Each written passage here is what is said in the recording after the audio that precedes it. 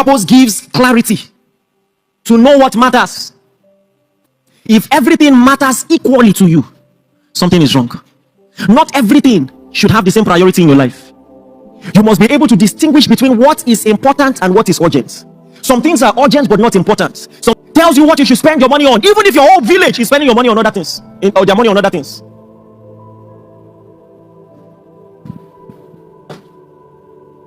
Tells you how to spend your time.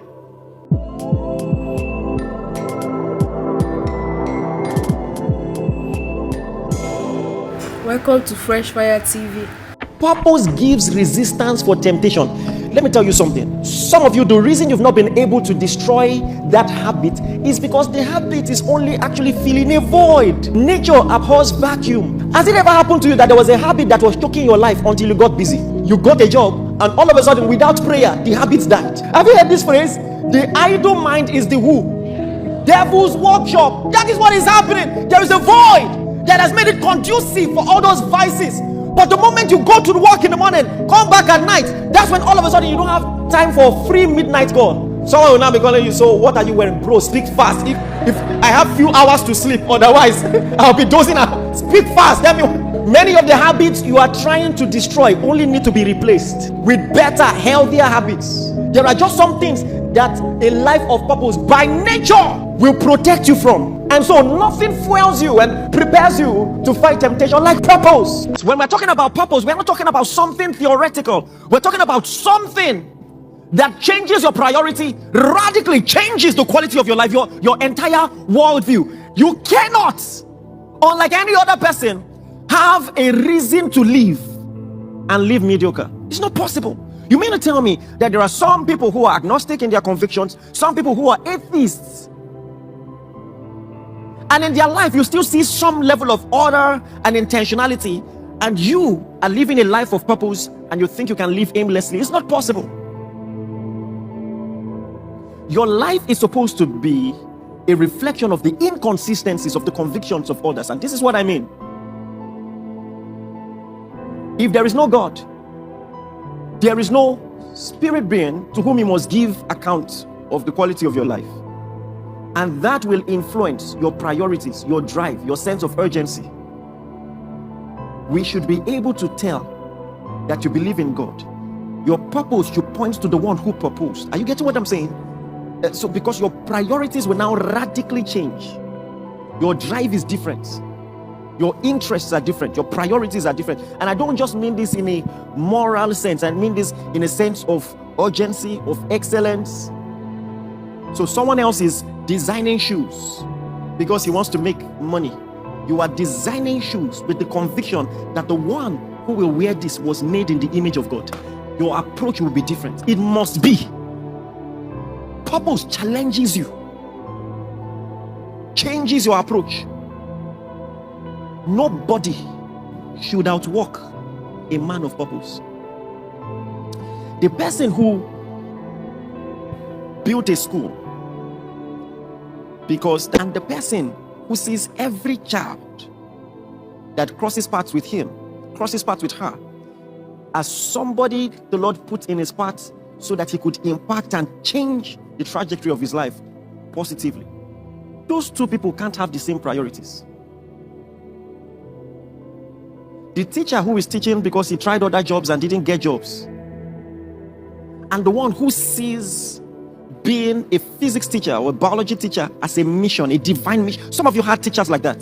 The ones who see it as a divine mission, something you will give account for, they cannot have the same passion. They cannot. The one who will call you to his office during break and say, you are more than this. You are more than this. I know the potential on your life. That one, he's not paid for that. He's not paid for that. That's not part of his job description. Calls you by your name. Or did you ever have a teacher who asked to see your parents and said, I don't know, this young man or this young lady is losing concentration, something is up? I said purpose fuels your life in a radically different way. Your 9 to 5, your modus operandi from Monday to Saturday, not just on Sunday, all of that should be done fueled by the engine called purpose. A man of purpose does work with a sense of accountability. I believe that my life is on lease. I'll explain it. Some of us are living in houses that we did not build, and I know God is going to give you your house, but your current condition is fitting for the illustration to follow. So because the house is not your own, before they let you live in it, you signed a rental agreement or a lease agreement, and everything you do in that house must be with the consciousness that somebody owns this house and leased it to me. I cannot just wake up and redesign the way I want. Depending on the type of lease or rental agreement you have, you can change the paints, but you cannot break the wall. Are you getting what I'm saying?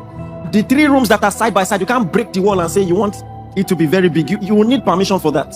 I might not have everything I need, but there's a reason I have the small opportunities I have, and I will give account of all those. Are you getting what I'm saying?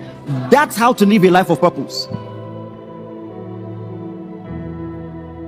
And my life choices must distinguish me from the people who don't share my convictions. Amen, somebody. The moment you receive purpose, it changes your life instantly. You begin to live a life of meaning, a life of direction, a life of endurance, a life of structure. And that's so. Number one, what does purpose give you? Number one, purpose gives you grit. Grit, not GREET. Purpose gives you grit. You see, if you've been in this church long enough, you've heard me describe what I call the paradox of purpose. The fact that when you discover something worth dying for, you have also discovered something worth living for. I mean, in the same breath, whatever is worth dying for is worth living for. If you don't have anything worth dying for, you don't have anything worth living for. They go hand in hand. So Paul in the same breath can say, for to me to live is Christ, and to die is gain.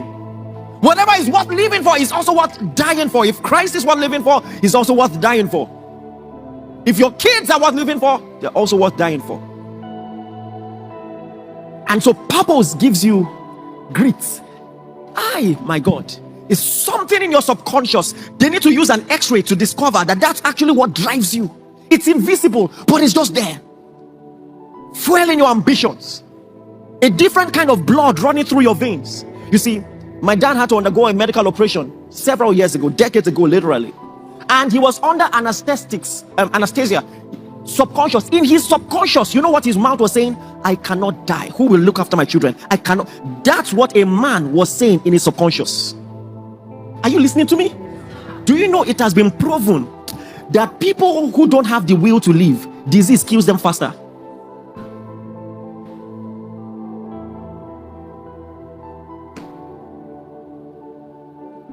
Purpose gives clarity to know what matters. If everything matters equally to you, something is wrong. Not everything should have the same priority in your life. You must be able to distinguish between what is important and what is urgent. Some things are urgent but not important. Some things are important. Purpose gives you clarity, helps you streamline your priorities, tells you what you should spend your money on, even if your whole village is spending your money on other things, or their money on other things.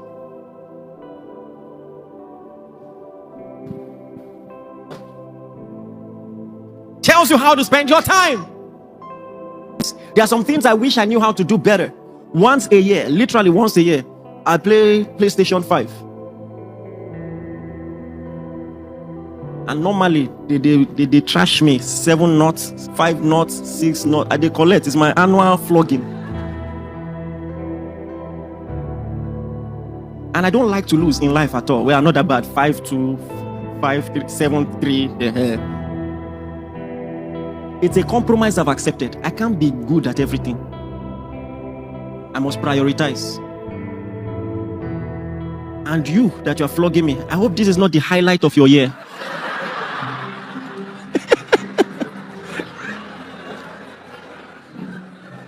I hope that you had other things going on for you, because I'm there to unwind after a busy and productive year.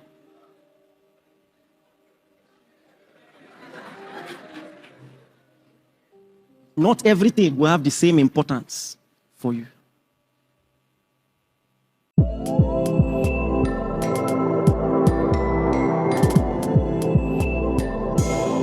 Thank you for watching.